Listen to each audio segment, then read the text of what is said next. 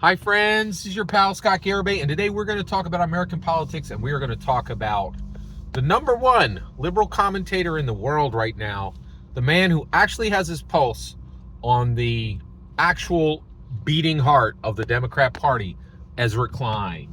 So there was a phenomenal interview with Ezra Klein on the Neil Brennan show. So Neil Brennan has a Blocks podcast. He's a comedian and he usually interviews comedians. And Neil Brennan realized, I'm rocking it. I'm at speed on this podcast. I'm a great interviewer. I'm really doing a good job with this. And he is. He's crushing it. And he's like, I don't have to talk to comedians all the time. I can talk to people who actually matter in the world. And that's what he's doing. He's talking to Ezra Klein, right? And man, thank goodness he did. Ezra Klein is spitting facts. This dude, he is just saying the truth openly, in my humble opinion. What did he say? He said something profound. So essentially, him and Neil, they're both liberals, right? And so they just commiserate on the state of liberalism.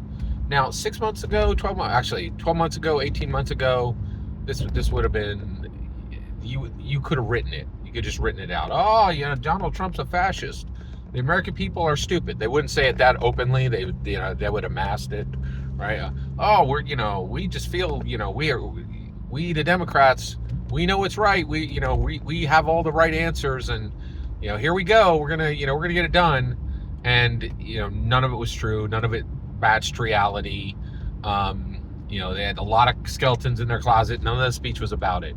Listen to what Ezra Klein said last week on Neil Brennan's podcast. He said, I have never before believed, I have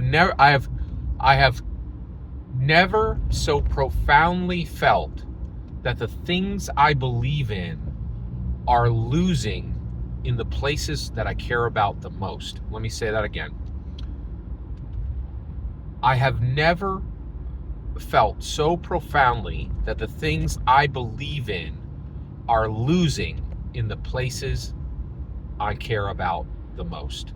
And then he didn't shut his mouth because he was in an interview, but he didn't add on because Americans are stupid, because Donald Trump's a fascist, because people vote against their own interests. He just let it hang in the air, and and the reason why is Ezra Klein is not giving excuses. He is not allowing himself palliatives. He actually said, and he's taking it to heart. He's like, what did we do wrong?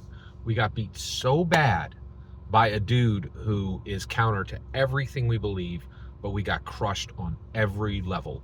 We lost minorities, we lost people of color, we lost women, we lost virtually every single demographic, and the situation is so fraught that we may not be able to put up another president for 20 years. Now, he didn't say that part, but I think if you listen to him, like, he's indicating that. And he is extremely realistic about how devastated the Democrat Party is right now because of the stances they've taken and because of the trades they've made, right? And one of the things that I think he's incredibly aware of is the Democrats stood up for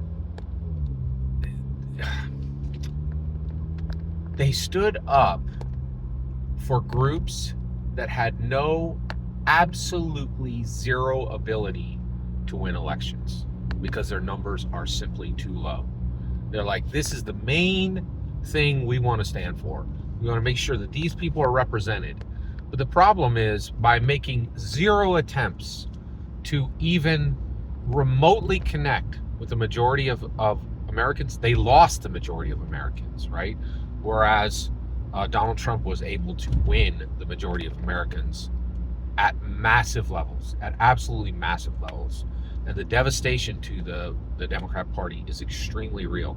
And I have to say, I'm becoming extremely interested in Ezra Klein. I think before there was a lot of spin that was coming out of him. I think there's still some spin, right? Because those kind of habits don't go away immediately. But he is moving toward truth, and I think he's incredibly right. I think stating, I I have never felt so profoundly that the things I believe in are losing in the places I care about the most. That is dead on correct about the Democrat Party right now. And I think Ezra Klein is extremely important. And the reason why is you cannot fix a problem if you will not acknowledge the problem. And I think Ezra Klein is acknowledging the problem is the Democrat Party. It has to change. Their stances have to change. Their approach has to change. Their language has to change. Neil Brennan had a good line, and he was like, "So what? Actually, Ezra turned it back on him. He's like, "What do you think we should do?" And Neil Brennan was like, "Because he's a comedian, he was so fast and so effortless. He was like, dress worse." And it was just like, it was so like spot on, like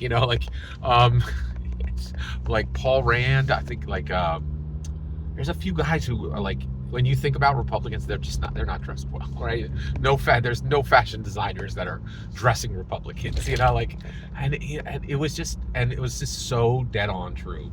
But I'm really, really interested in Ezra Klein because I think he's got a lot of momentum. I think he's got a great head in his cranium. He's got a great brain in his cranium, and I'm really interested in him. I think he's a really interesting guy to listen to, and maybe more in the future. Every single word you just heard is my humble opinion. Nothing more, nothing less. The important part is when I get to hear your humble opinion. When you get in the comments and send your traffic, please consider subscribing and have a fetch millennium.